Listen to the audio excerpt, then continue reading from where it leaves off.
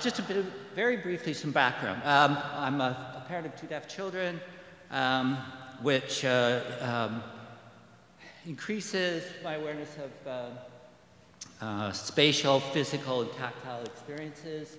Also talking about such things as, or looking at studying such things as heightened awareness of sensory learning, absence of natural language, and replacement manual language. The Emoji chair was designed by Center for Learning Technologies at Ryerson University in cooperation with the Smart Lab. And it was designed for, as a prototype for a theater chair that would vibrate as a substitute for sound. So I approached them and we started looking at applications of vibro technology beyond that research.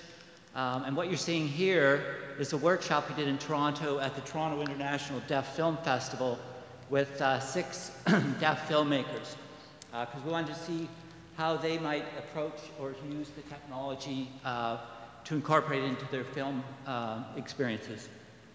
This was a workshop that was done in London at Research Park at Unlab, and these are a number of the artists from the community participating. The idea of this workshop was to introduce the technology to London and to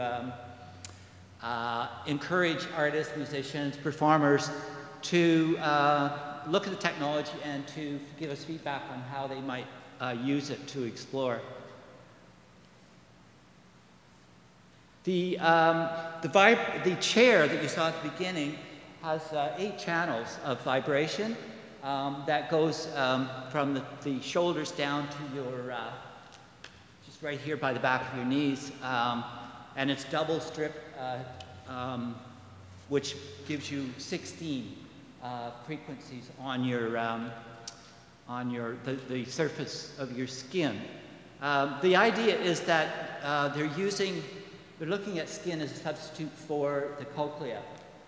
So the cochlea, if you unravel it, you get from high to low frequency. And so the orientation in the chair, which is this sort of one of the early prototypes, is from high to low.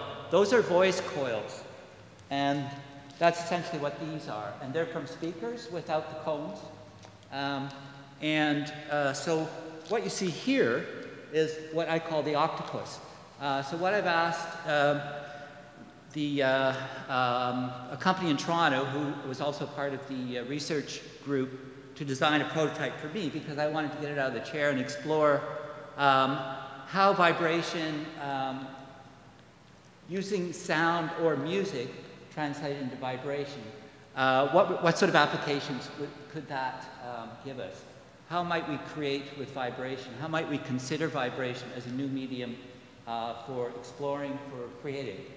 Sound is vibration. Everything is vibration. So it seemed to me a pretty sort of straightforward thing. This was at Nuit Blanche, London.